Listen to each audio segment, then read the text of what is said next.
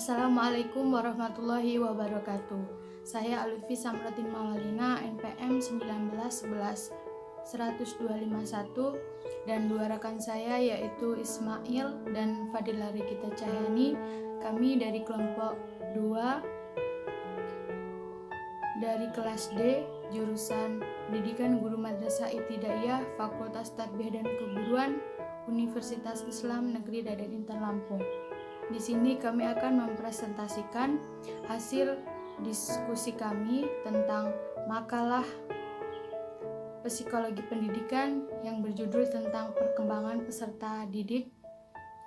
Makalah ini disusun untuk memenuhi tugas dari mata kuliah psikologi pendidikan yang diampu oleh dosen Bapak Budi Hartono, MPD.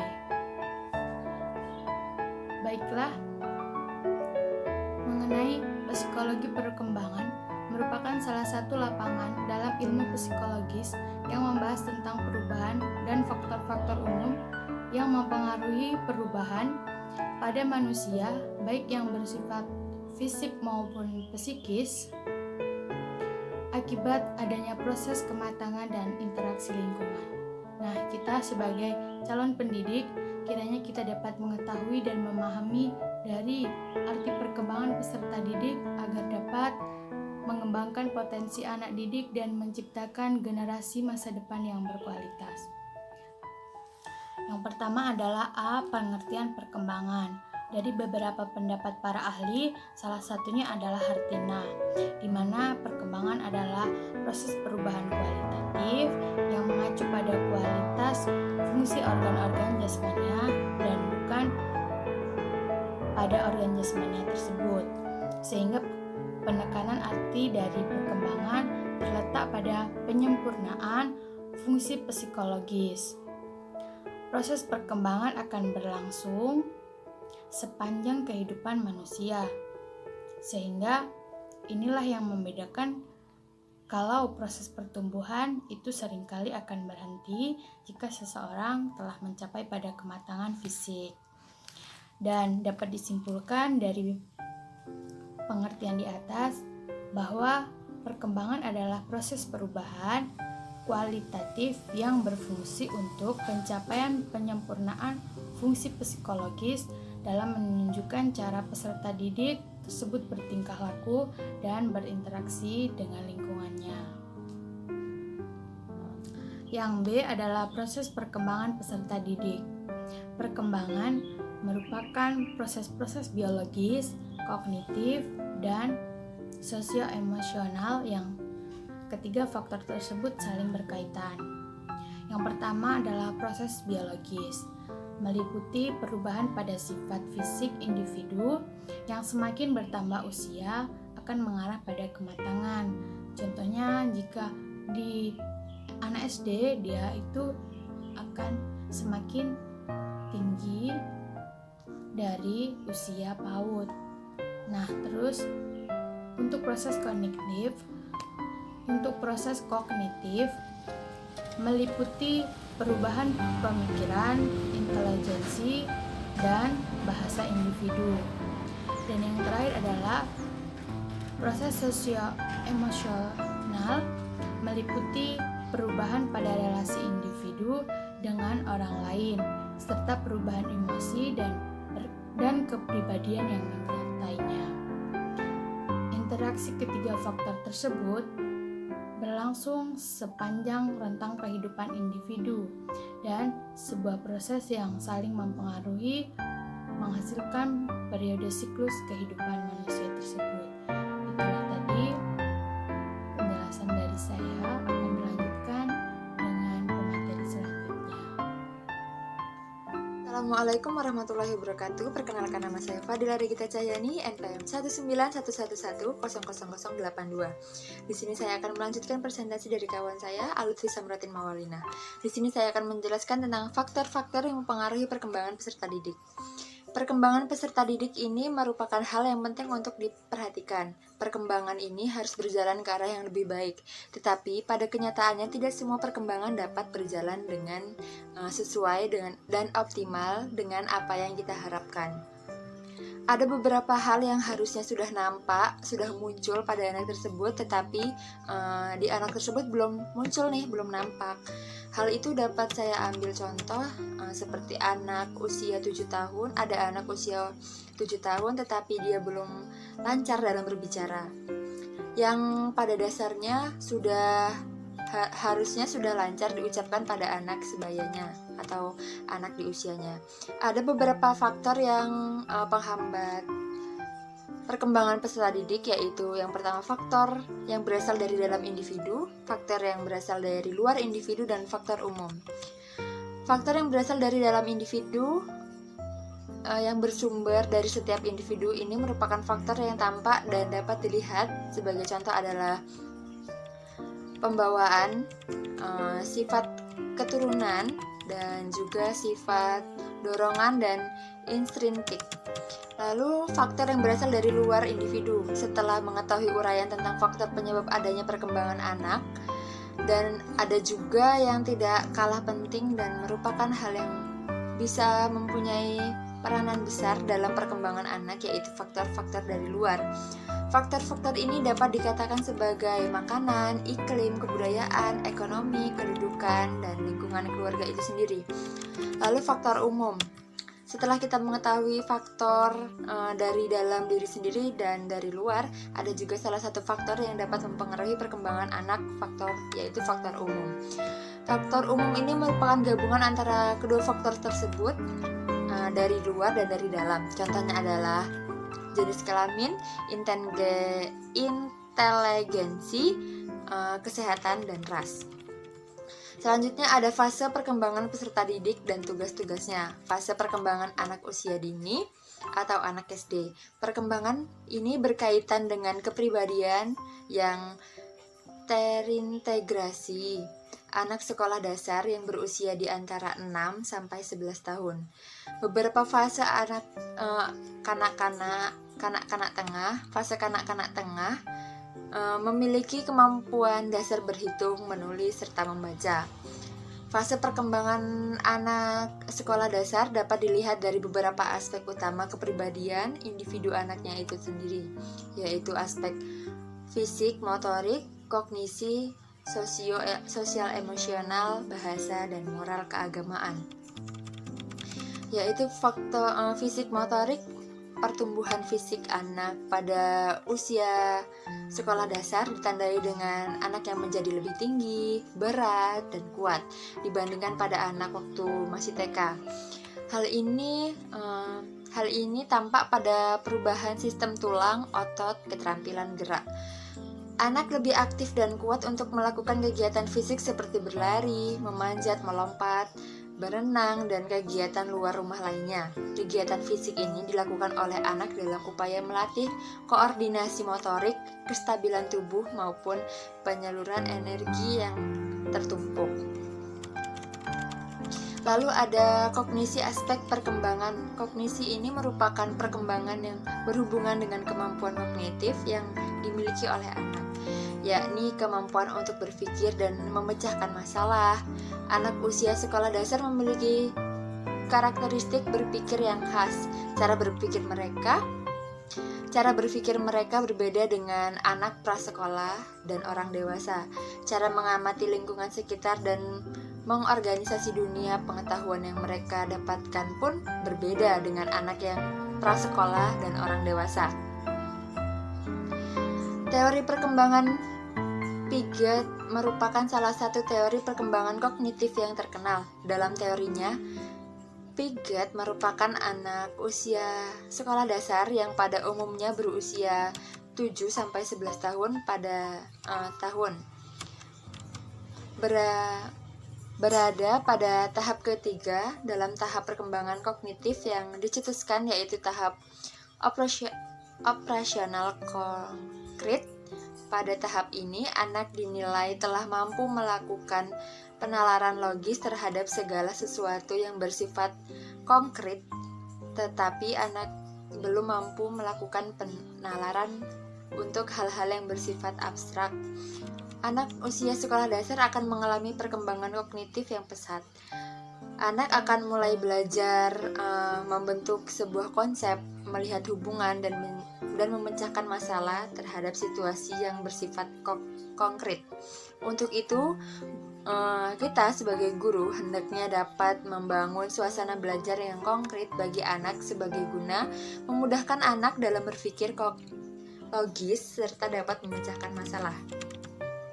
Yang selanjutnya yaitu ada perkembangan sosial emosional. Ciri khas dari fase ini adalah meningkatnya intensitas hubungan anak dengan teman-temannya atau teman sebayanya, serta ketergantungan anak terhadap keluarganya menjadi berkurang. Pada fase ini, hubungan atau kontak sosial lebih baik dari sebelumnya, sehingga anak lebih sering bermain dan berbicara dalam lingkungan sosialnya. Dari penjelasan tersebut, dapat disimpulkan bahwa teman sebayanya memiliki peranan yang penting dalam perkembangan sosial anak tersebut, karena melalui teman sebayanya tersebut, anak bisa belajar dan mendapatkan informasi mengenai dunia anak di luar keluarga, di luar rumah. Hal lainnya yang tampak pada fase ini ialah anak sudah mulai membentuk konsep diri sebagai anggota kelompok sosial di luar keluarga. Hubungan sosial anak dengan orang dewasa di luar keluarga memberikan pengaruh penting dalam pengembangan kepercayaan diri anak. Ketidakpercayaan diri pada anak akan timbul jika tidak mampu mengerjakan tugas seperti temannya. Dalam kegiatan pembelajaran, peran guru sangat penting dalam menumbuhkan kepercayaan diri anak serta semangat berkarya sesuai dengan kemampuan masing-masing anak. Yang selanjutnya ada perkembangan bahasa. Bahasa merupakan suatu alat untuk berkomunikasi dalam suatu interaksi sosial. Perkembangan bahasa, anak akan berkembang dari awal masa sekolah dasar dan mencapai kesempurnaan pada akhir masa remaja. Pada usia 7-8 tahun, bahasa anak mengalami perkembangan yang sangat pesat. Anak telah memahami tata bahasa, sekalipun terkadang melalui kesulitan dan menunjukkan kesalahan, tetapi anak dapat memperbaikinya. Anak telah mampu menjadi pendengar yang baik. Anak juga mampu menyimak cerita yang didengarnya dan selanjutnya mampu mengungkapkan kembali dengan urutan dan susunan yang logis. Anak telah menunjukkan niatnya terhadap puisi. Anak telah menunjukkan niatnya terhadap puisi dan juga mampu mengungkapkan perasaan dan pikirannya dalam bentuk puisi. Anak memiliki kemampuan untuk memahami lebih dari satu arti dan perkembangan kita menjadi sebuah humor. Lalu selanjutnya ada perkembangan moral keagamaan.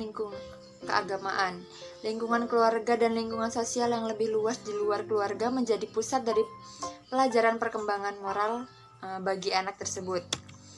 Konsep ini perkembangan moral menjelaskan bahwa norma dan nilai yang ada di lingkungan sosial siswa akan mempengaruhi diri siswa untuk memiliki moral yang lebih baik atau buruk. Pada masa perkembangan anak-anak awal, moral anak belum berkembang pesat karena disebabkan oleh perkembangan kognitif anak yang belum mencapai permasalahan sesuai mengenai prinsip benar dan salah mengenai satu hal yang pada masa ini anak belum mampu membedakan hal-hal yang benar untuk dilakukan dan hal-hal yang tidak boleh dilakukannya.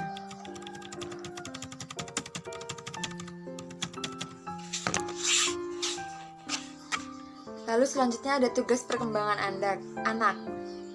Hafigus mengatakan bahwa tugas perkembangan individu adalah tugas yang tampak pada suatu periode tertentu dalam kehidupan individu.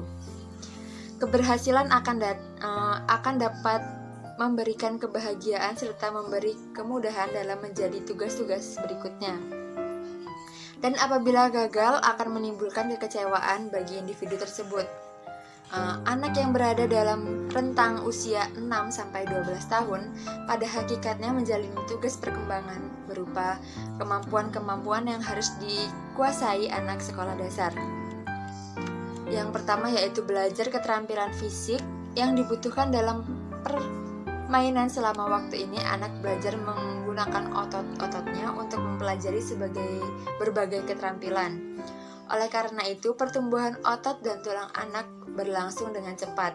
Mereka memiliki kebutuhan yang sangat tinggi untuk beraktivitas dan bermain. Mereka dapat melakukan permainan yang sangat tinggi untuk permainan dengan aturan tertentu.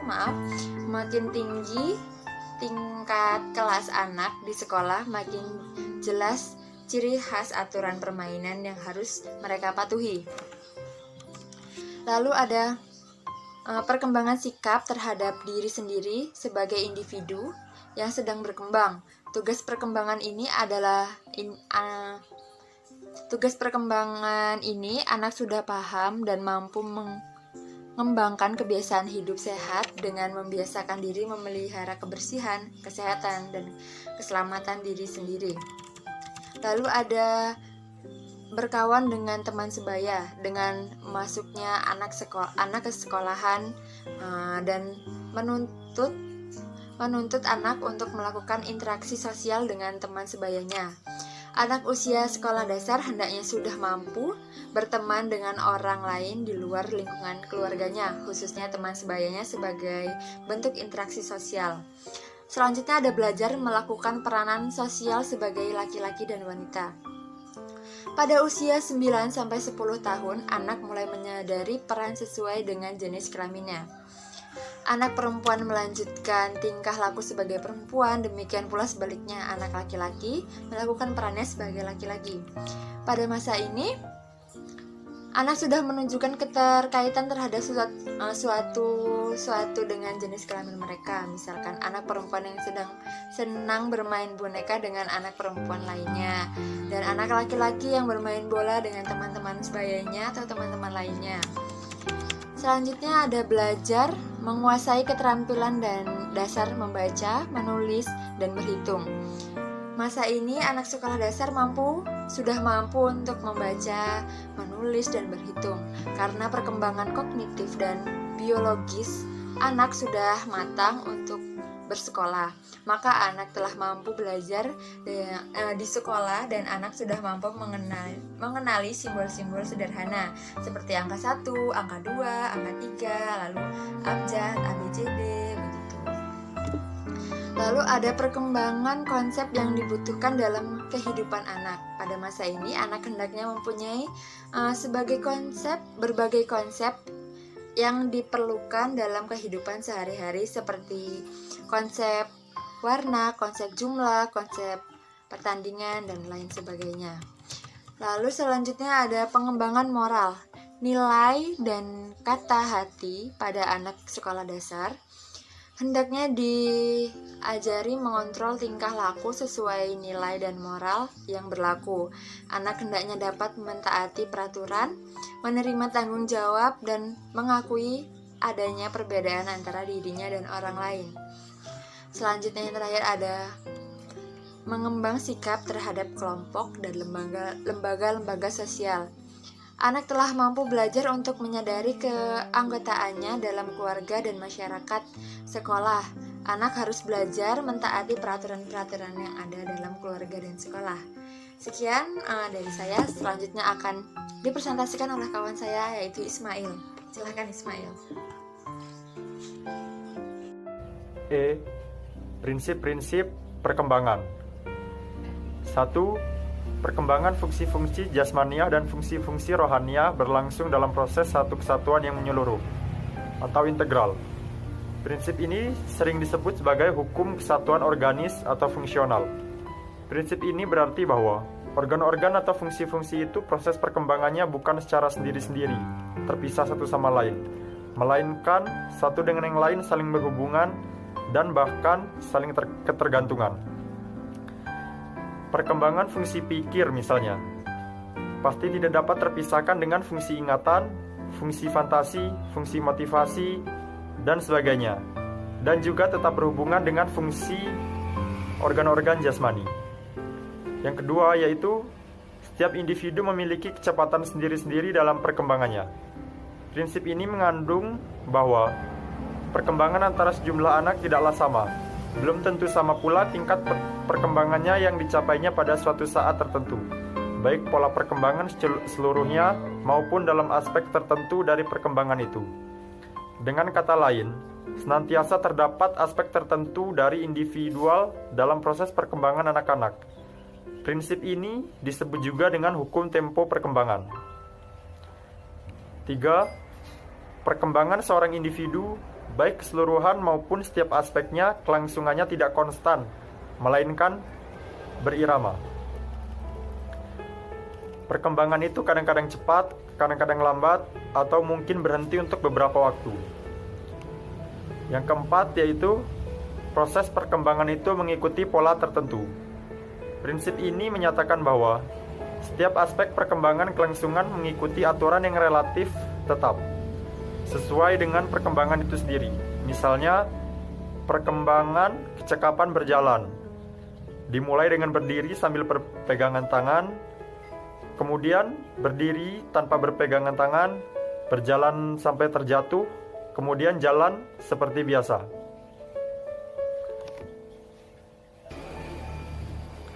Yang kelima yaitu proses perkembangan berlangsung secara berkesinambungan. Dengan prinsip ini, berarti apa yang sudah dicapai pada saat-saat yang lalu merupakan bagian yang tak terpisahkan dengan bagian-bagian lainnya. Oleh karena itu, adanya periode-periode perkembangan yang diadakan adalah sekedar untuk memahami perkembangan, karena sebenarnya tidak ada perubahan yang mendadak. Prinsip ini disebut juga dengan hukum kontinuitas perkembangan. Yang keenam, antara aspek perkembangan dengan aspek perkembangan yang lain saling berkaitan atau saling berkolerasi secara bermakna. Dengan prinsip ini dapat dicontohkan bahwa perkembangan kesanggupan berjalan akan berkolerasi dengan perkembangan pertumbuhan otot-otot, syaraf-syaraf, tulang-tulang kaki, dan sebagainya. Prinsip ini dipandang sebagai hukum kolerasi.